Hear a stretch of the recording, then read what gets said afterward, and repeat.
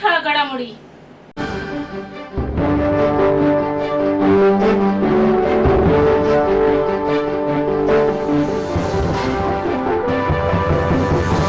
भारतीय रेल्वेमध्ये नोकरी देतो असे सांगून सुशिक्षित बेरोजगारांची फसवणूक करणाऱ्या ललित शक्ती याला ठाणे पोलिसांच्या गुन्हे अन्वेषण शाखेने अटक केले.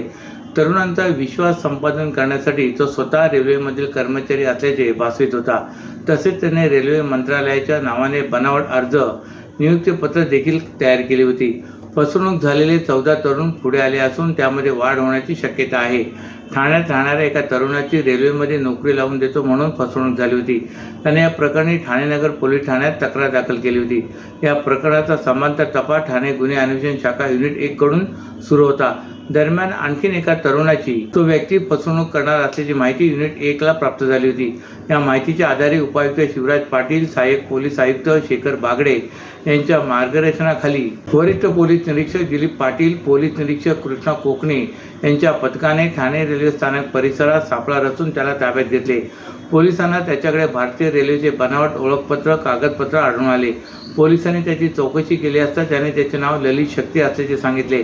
ललित हा उल्हासनगर येथे वास्तव्य करतो. या प्रकरणात पोलिसांनी त्याला अटक केले. फसवणूक झालेल्या तरुणांची संख्या वाढण्याची शक्यता पोलीस व्यक्त करत आहेत. ललित शक्ती याने फेसबुक या समाज माध्यमांवर खाती तयार केली होती. त्यामध्ये विविध बनावट नावांचा वापर करून रेल्वे भरती आहे अशा जाहिराती तयार केल्या. त्यामुळे सुशिक्षित बेरोजगार जाहिरात पाहून त्याला मोबाईलद्वारे संपर्क साधत होते. त्या तरुणांना तो रेल्वेमध्ये असल्याचे सांगून त्यांच्याकडून नोकरीसाठी 1 ते 2.5 लाख रुपयांपर्यंत पैसे मागत होता. तरुणांचा विश्वास संपादन करण्यासाठी त्याने भारतीय रेल्वे विभागाच्या नावाने काही बनावट अर्ज तयार केले होते. तसेच रेल्वे मंत्रालयाच्या नावाने बनावट नियुक्तीपत्र तयार केली होती. नियुक्तीपत्र देण्यासाठी तो तरुणांना त्याच्या भागातील रेल्वे स्थानकाच्या परिसरात बोलवत होता. तरुणाने पैसे दिल्यानंतर त्यांना तो बनावट नियुक्तीपत्र देत असे. पैसे मिळाल्यानंतर त्याचा मोबाईल क्रमांक तो बदलत होता असे पोलीस तपासात निष्पन्न झाले. संभाजीराजे नाही तर संभाजींची चूकच होती. त्यांच्यामुळे विशाळगडावर जे काही झाले त्याच्या आड झालं. त्यांची भूमिका योग्य नव्हती. राजश्री शाहू महाराजांच्या विचारांशी सुसंगत नव्हती. हे मी आजही बोलतोय. एका हल्ल्याने मी घाबरणारा माणूस नाही. ड्रायव्हरनं गाडी थांबून U-टर्न घेईपर्यंत हल्लेखोर पळाले असं सांगत जितेंद्र आव्हाडांनी त्यांच्या वाहनावरील झालेल्या हल्ल्यावर प्रतिक्रिया दिली. त्यासोबत संभाजीराजे छत्रपती यांच्यावर निशाणाही साधला आहे. जितेंद्र आव्हाड म्हणाले की राजश्री शाहू महाराजांचे जे रक्त होते ते सर्वांना बरोबर घेऊन जाणारे होते. भांडण लावणारा रक्त नव्हते असा त्याचा अर्थ होता. राजश्री शाहू महाराजांच्या विचारांचा 1% या संभाजीराजांकडे नाही. जाती जाती धर्मात भांडण लावणारे शाहू महाराजांचे वंशज कसे होतील? ज्यांनी दगड मारलाय त्यांना माझी कारवाई व्यवस्थित समजावून सांगेन असं सांगत आव्हाडांनी सूचक इशारा दिलाय. तसेच माझं अंग गरम झालंय. हा भयानक हल्ला वगैरे नव्हता, परंतु माझ्या गाडीवर आजपर्यंत कुणाची चालून येण्याची हिंमत नव्हती. मागून काय दगड मारता, समोर येऊन मारायचं ना. मला कायदेशीर कारवाईमध्ये काही रस नाही. माझी मी कारवाई करेन. छत्रपती शिवाजी महाराजांचे वारसदार राजश्री शाहू यांचे विचार यांच्याशी गद्दारी संभाजीने केले असं सांगत जितेंद्र आव्हाडांनी त्यांचा राग व्यक्त केलाय. ठाण्याच्या कळव्यातील रेतीबंद गणपती विसर्जन घाटाजवळ खाडीत सुमारे 35 ते 40 वर्ष असलेल्या अनोळखी व्यक्तीचा मृतदेह आढळल्याची घटना आज दुपारी 3:15 वाजण्याच्या सुमारास घडले. ठाणे अग्निशमन दलाच्या जवानांनी मृतदेह खाडीतून बाहेर काढला असून त्यांच्या नातेवाईकांचा शोध घेण्यात येत असल्याची माहिती कळवा पोलिसांनी दिली आहे. हा मृतदेह कळवा रेतीबंद खाडी परिसरात असल्याची माहिती मिळाल्यानंतर घटनास्थळी कळवा पोलिसांचे पथक, आपत्ती व्यवस्थापन कक्षाचे कर्मचारी, अग्निशमन दलाचे जवान दाखल झाले. अग्निशमन दलाच्या जवानांनी खाडीतील मृतदेह बाहेर काढून कळवा पोलिसांच्या ताब्यात दिलाय. पुढील कार्यवाहीसाठी कळवा येथे छत्रपती शिवाजी महाराज रुग्णालयात मृतदेह पाठवण्यात आला आहे. त्याची ओळख पटवण्यात येत असून त्याच्या नातेवाईकांचाही शोध घेण्यात येत असल्याची माहिती कळवा पोलिसांनी दिली.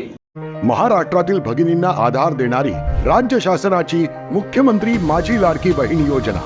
या योजनेअंतर्गत अल्प उत्पन्न गटातील 21 ते 65 वयोगटाच्या भगिनींना मिळणार दरमहा 1500 रुपयाची मदत. अर्ज करण्यासाठी 31 ऑगस्ट 2024 पर्यंत मुदतवाढ.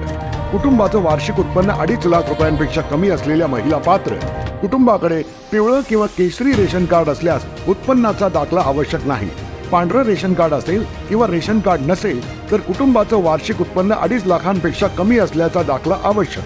योजनेसाठीचा ऑनलाईन अर्ज नारी शक्ती दूत ॲपवरून किंवा पोर्टलवर भरता येईल। ज्या भगिनींना ऑनलाईन अर्ज भरता येत नसेल त्यांच्यासाठी अंगणवाडी, ग्रामपंचायत, वॉर्ड ऑफिस, सेतू सुविधा केंद्रामध्ये किंवा आशाताई बचत गटाच्या CRP यांची मदत उपलब्ध। आता आपल्याला अभिमानानं म्हणता येईल, सुखी आणि सुरक्षित आहे माझी लाडकी बहीण। महिलांच्या गळ्यातील सोनसाखळी जबरीने चोरी करणाऱ्या गुलाम अली उर्फ नादर सरताप जाफरी या सराईत इराणी चोरट्याला जेरबंद केल्याची माहिती गुन्हे अन्वेषण विभागाचे पोलीस उपायुक्त शिवराज पाटील यांनी दिले। त्याच्याकडून 6 जबरी चोरीचे गुन्हे उघड झाले असून 59 ग्रॅम वजनाचे सोन्याचे दागिने हस्तगत करण्यात पोलिसांना यश आले। कल्याण परिसरात एका महिलेच्या गळ्यातील सोनसाखळी जबरीने चोरण्याचा प्रकार काही दिवसांपूर्वी घडला होता। टिळकनगर पोलीस ठाण्यात जबरी चोरीचा गुन्हा दाखल झाला होता। याच गुन्ह्यांचा समांतर तपास गुन्हे शाखेच्या युनिट 3 कल्याण पथकांकडून करण्यात येत असताना येथील संशयित आरोपी त्याच्या आंबोलीतील घरी येणार असल्याची माहिती वरिष्ठ पोलीस निरीक्षक नरेश पवार यांना मिळाली। त्याच माहितीच्या आधारे जाफरी याला सापळा रचून शिताफीने ताब्यात घेतले। सखोल चौकशीत टिळकनगर भागातील जबरी चोरीमध्ये त्याचा सहभाग असल्याची माहिती उघड झाली।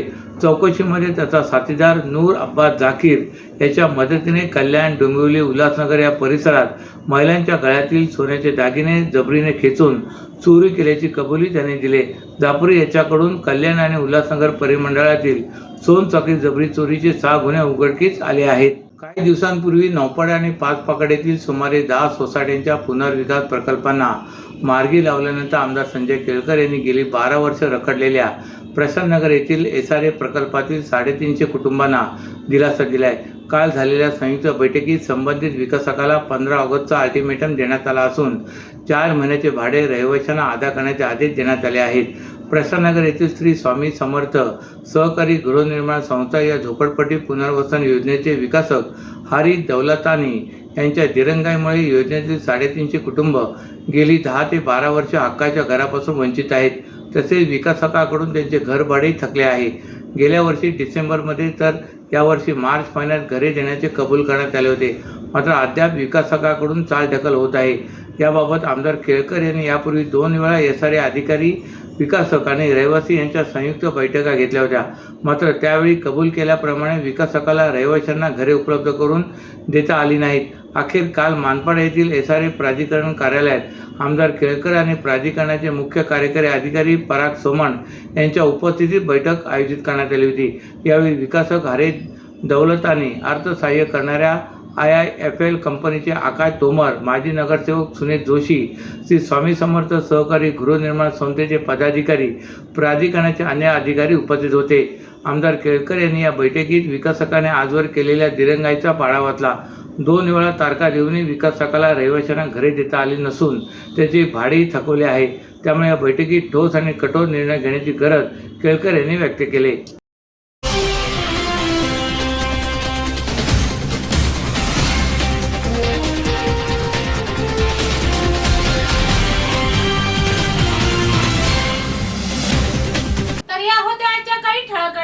तर पुन्हा भेटू याच वेळी याच ठिकाणी। ठाणे दर्पण या वृत्तवाहिनीचे प्रसारण YouTube वर पाहायला विसरू नका।